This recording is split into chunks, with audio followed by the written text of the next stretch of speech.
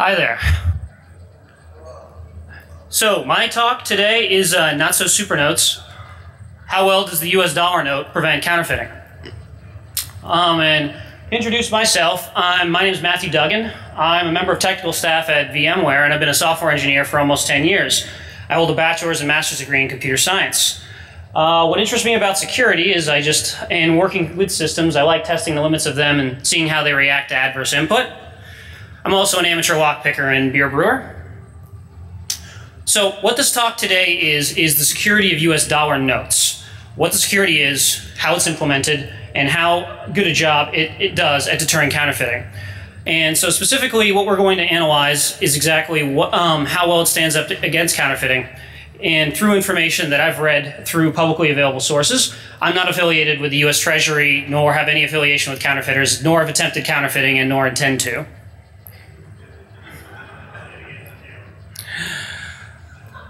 So the reason why this is important is because despite the fact that a great deal of financial transactions are done electronically, the US dollar note is still widely used both nationally and internationally. And the value of the US dollar note, or any other note for that matter, is directly dependent upon its security, among other things. Counterfeiting attacks against currency at a low level will lead to financial losses to the victim of the attack, but at a medium level can devalue the currency, and at a large scale can actually constitute as an attack of economic warfare. And this has been done in the past in wars including World War II, the Civil War, and the Revolutionary War. Now for this talk, I'm only going to be talking about US dollar notes, and as far as counterfeiting, I'm only going to talk about counterfeiting attacks in regards to the analysis of the features on US currency. So this will not be a how-to as far as counterfeiting. And I'm not going to be talking about coins or any other currencies. Now, before I continue, I'm sure you all know, but I'd just like to state for the record, that counterfeiting is a very serious crime. And by counterfeiting, I simply mean the creation of counterfeit notes. If you actually try and use a counterfeit note in a financial transaction, this is an even worse crime, which is known as passing a note. To give you an idea of the level of severity of it, it's actually defined directly in the Constitution alongside treason and piracy, not software piracy. And the Secret Service, who investigates and arrests counterfeiters, does so in a way that they try and maximize the conviction rate, and they boast a conviction rate of over 90%, and they also heavily emphasize investigations of amateur counterfeiters. So, as far as the dollar design has been concerned, prior to the major redesign that was done in the 1996 series bills, the US dollar note enjoyed a fairly long history with little change. That particular design was first issued in 1928.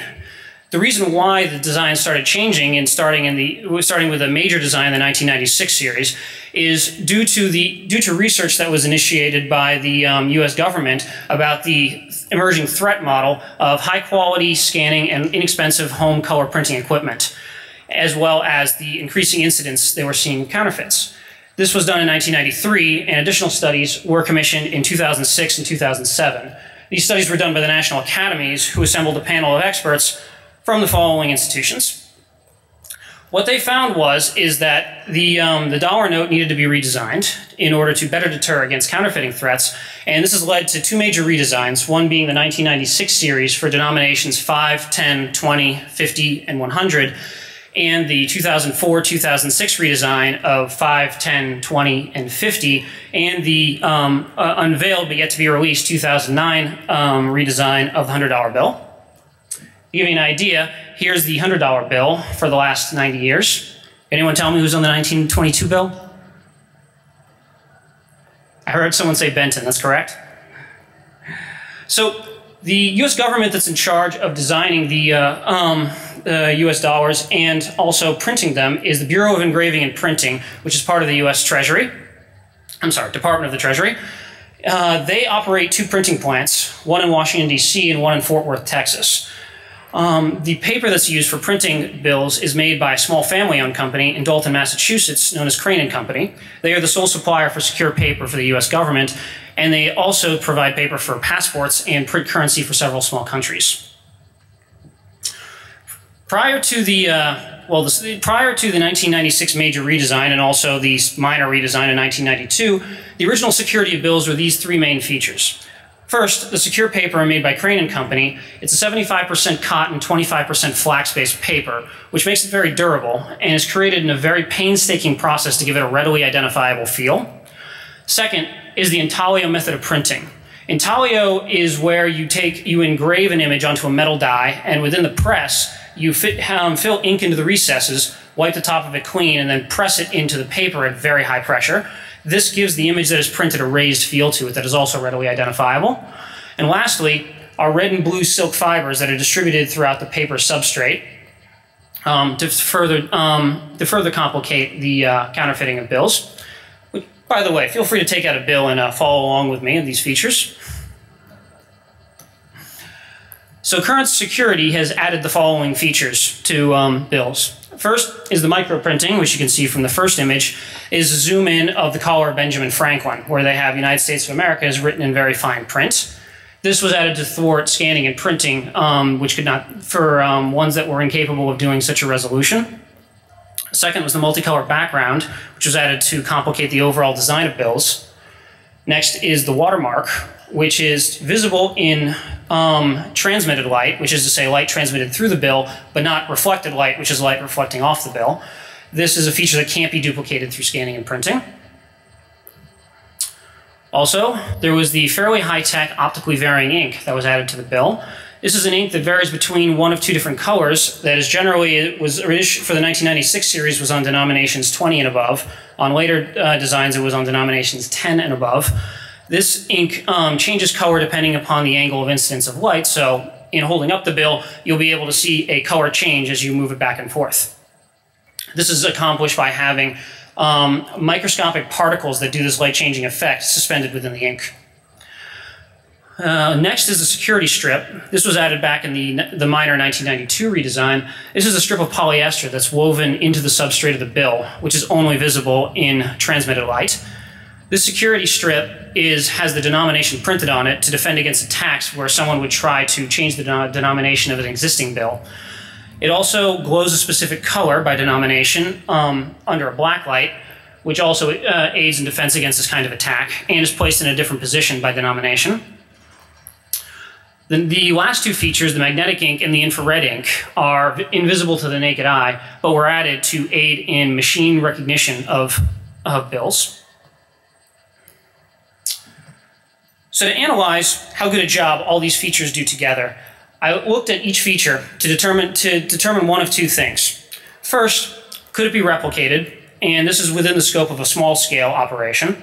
So say small group of people with money probably ranging in anywhere from like hundreds to probably tens of thousands of dollars. And whether it could be replicated, which is to say creating the same feature using the same processes, or imitated, creating a facsimile of the feature which was suitable to pass. So, and let me just also add that the feasibility of the replication and the effectiveness of the imitation are justified by research that I have done from millions of dollars of counterfeits that have since been successfully created and passed. So the paper is by far the most difficult and complicated feature of the bill. Like I said before, it is 75% cotton, 25% flax-based paper made by Crane & Company. Now, any paper-making operation is a very difficult undertaking. It's very expensive, very complicated, requires very large equipment in order to make, and expertise. Secure paper making is an even more difficult process. To add in difficulty of this, that particular paper that's used for the dollar is the only secure paper of its kind, and it's only made by Crane & Company. So expertise in making that is very limited. Crane & Company also manufactures their paper using a different process than any other secure paper company in the world. They use a forge Renier machine, whereas the others use a cylinder mold machine to form the paper. So expertise in that, in secure paper making, is also very limited. Added in on top of that, an expert within the secure printing industry was quoted as saying to recreate the secure paper making operation at Crane & Company would cost on the order of about $100 million. So this is infeasible for any small scale operation. So for imitation, we have to be concerned with two major tests of the paper. First, the counterfeit pen, and second is the feel of the paper. So the way the counterfeit pen works is that this draws yellow on genuine currency and draws black on fake currency. it's very inexpensive, very easy to be used by any cashier. So this is obviously a test that would have to pass. Now, the way in which it works is that the secure paper used for it is a starch-free paper, as opposed to most other papers that are made. Most other papers. Other starch-free papers, such as newsprint, that are also made without starch, would also mark as genuine currency. So, if we use something like that, we could pass the counterfeit pen. So the question then remains, if we used a starch-free paper as our base for printing, for a counterfeiter to print their bills, would the feel of it, the lack of the readily identifiable feel, be recognizable by an average person? Turns out, from millions of counterfeits, they're not. Oh yeah, in addition, as far as replication, in not being able to replicate the paper, the other features such as the red and blue fibers and the watermark would also not be replicatable, because those are required to be made during the paper manufacturing process. So as it turns out, from millions of counterfeits that have been passed, newsprint is not identifiable as fake by an average person taking a bill in a financial transaction. It's also very cheap. I estimated this cost by looking at a roll of newsprint on Amazon and dividing the area by the effective number of bills, and then dividing the cost by that. So second, we have to come up with a solution for the intaglio printing. So intaglio is the de facto standard for secure printing in the entire world, which is because of the fact that the metal dies that are used to make the bills are extremely difficult to reproduce. The machines are extremely expensive, and access to them is limited. And the feel of it that's put into the paper by the intaglio is infeasible to create using any non-intaglio process. So the secure intaglio presses are only made by 3 companies in the world, and they're only sold to countries and private printers. Private secure printers, that is, which is a very difficult club to get into. And it's also one that's very visible to the secure printing industry, who greatly frowns upon counterfeiting. So and the cost of one of these presses, if you had access to them, it's unknown because of the fact that the secure industry generally uses non-disclosure agreements in the sale of any of their materials. And so finding that is difficult. However, I did find an expert who stated that the cost of a single secure press would be over $50 million. So this would be infeasible for a small-scale operation. So if we wanted to imitate it, we would need to make sure that we had an image that was suitable for a person to be able to that would look like the bill, which would include the precision of the microprinting, as well as all the other subtle features of it. And it also might have to replicate the feel of intaglio. So if we used a low-tech approach, meaning we used any retail scanner and printer, we can easily replicate the precision of the images on the bills. So the question here is that, I mean, a professional money handler could definitely tell the lack of the feature of the intaglio type of printing. But the question is could an average person do it if the bill looked close enough to a genuine one? And it turns out they're not good at it. This cost is also very cheap, and also gives us the ability to imitate the red and blue fibers, allows us to replicate the microprinting, imitate the red and blue fibers, and also to imitate the multicolor background. Cost for this I found by taking the expected yield of Epson printer cartridges, taking the effective number of bills, and dividing it by the cost of them. This also includes the red and blue fibers and the microprinting. Now, the multicolor background is an imitation by the inkjet because of the fact that it's generally done by an offset printer. But counterfeits have shown that some counterfeits are made with a offset print press, some are not, and the ones that are not use an inkjet, so it's suitable to pass. So that's also so it's both infeasible because it's already expensive and the expertise is rather high, and the fact that it is unnecessary. So next we get into the watermark, which is a little more difficult. So the reason why this is generally made by varying densities throughout the paper substrate. So during the paper making process, when they form it, they have a 3-dimensional cutout on the wire mesh that the slurry is put upon, such that more would collect along the darker portions of the image, which is then pressed out to the same width. So unfortunately, this is actually easily imitatable by a very low-cost attack, where you simply print out an image of the watermark and you put it between 2-ply bills. Really, all it takes is effort to do that. So the imitation of that is certainly feasible and very cheap as well. So the OVI, like I'd stated before, is very technically sophisticated. This is an ink that was an adaptation of a technology that was created for the space shuttle. It is made by, like I said, it's suspending these microscopic particles within the ink to do the color changing effect. So, and this is made in a lab. It's very high tech. It's definitely infeasible for a small scale operation. Unfortunately for us, unfortunately for the counterfeiters, the company that sells this ink to the Bureau of Engraving and Printing also makes color changing automotive paint. And they of course won't give you the same color combinations that are printed in any currency, but when analyzing whether or not it's the color changing effect or the colors themselves, the effect is sufficient. And this one's a little more expensive. The security strip, very simple. All we really have to do is we have a polyester sheet. We have to be able to print the denomination on it, although we have to make it glow in the dark, but you can get ultraviolet ink in ink cartridge form. And just basically print that all out, you cut it out, you place it in the right place, and we're making 2-ply bills, so inserting it in the bill is no problem. That's feasible and very cheap. And these 8 features by themselves would give us a passable bill for any person that's receiving it, since a person can't check the last 2. But in analyzing those as well, the magnetic ink and infrared ink are also available in ink cartridge form. So if one were to take the time to figure out how to scan the image and be able to buy one of the machines, which are fairly cheap, in order to test, they'd be able to work out and ensure that they were, once they created and were able to tweak a solution for this, they'd be able to replicate it with high precision. So these are also both very feasible and not too much more expensive. So in the end, if we use this particular method of creating it, we can manufacture bills for less than $3 a bill after the initial cost of the setup and the expertise that we put into it. And really, there's nothing about this expertise that is limited to anyone of any training or anything like that. This is something that could probably be done within weeks or months by any determined attacker. So really what we can assess from this is that the efforts of the Secret Service are pretty good in keeping counterfeit dollar bills off the streets, since the dollar bill is the currency of choice to counterfeit.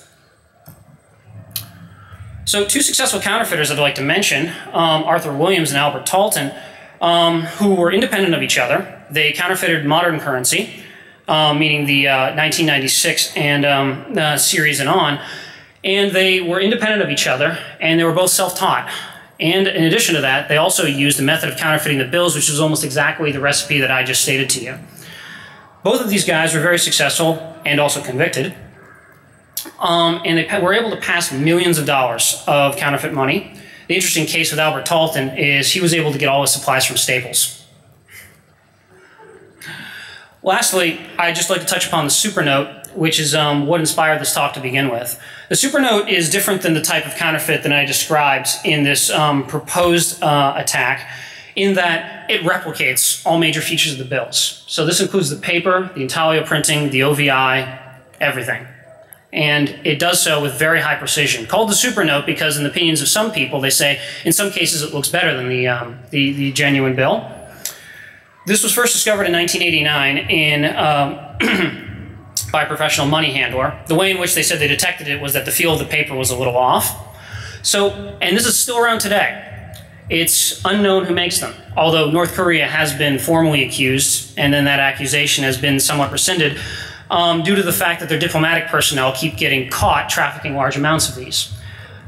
So the reason why it's doubted that they're making them is because secure industry experts have doubted that they would possess the technical sophistication to create the bills, given the materials that they would need to create them. I'd love to tell you more about this bill, but unfortunately information is very limited and often conflicting. But if I can find, a sufficient amount of stuff, I'll certainly put together another talk on it. If you'd like to read more about this stuff, I recommend the following sources, which I used to put together this presentation. First being the book Moneymakers, which I've got here, by Klaus Bender, who's a financial journalist. He put together this book, which is a very good overview of the international secure printing industry. The next one, The Art of Making Money, is a very nice biography on one of those counterfeiters I mentioned, Art Williams, who was caught, went out of jail, then was caught again. Is currently in jail. But it's a very interesting tale as to how he came about becoming a counterfeiter and how he taught himself. And lastly are 3 publications that were made by the National Academies. These were commissioned by the Bureau of Engraving and Printing to study the current state of counterfeiting, counterfeit deterrent features and the current state of U.S. dollars as to how well they would hold up. It's a very interesting and thorough analysis if you have any interest of this. I mean, all the ideas you might think of, like using plastic substrates, holograms, or like any other ideas, they generally go over and analyze to give the pros and the cons, and it's also interesting to see why some things might make the design and some might not. And that's it. And I think I've got a few minutes left, so are there any questions? Yes?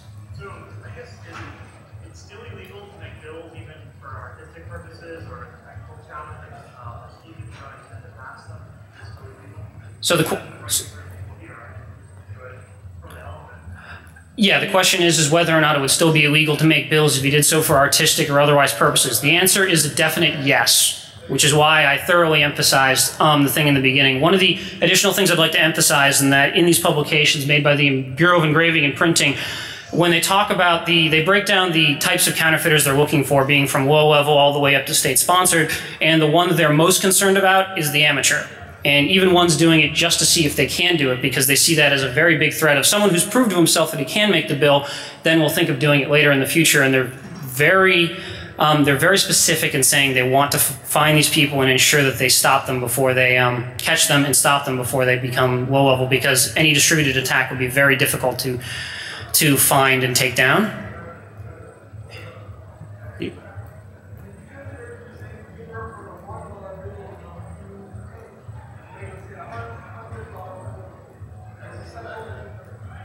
So the question is whether or not to take a $1 bill and turn it into a $100 bill. Yes, this is a valid attack. There are features, and it's one that the US dollar is vulnerable to as opposed to other currencies because all the bills are made the same size. That's one of the reasons, in addition to assisting blind people in being able to tell their money, in other countries they make bills different size to prevent such an attack. And features such as the security strip that have the denomination, in addition to the watermark, prevent these types of attacks.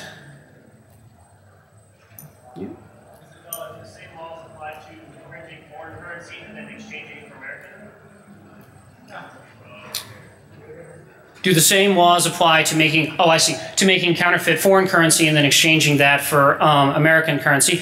That would most likely fall under the jurisdiction of the country whose currency you're counterfeiting. And I'm guessing at a money changing station, they probably actually would have the machine recognition and or professional money handlers to directly go against this. So I would imagine that would be a very difficult attack vector.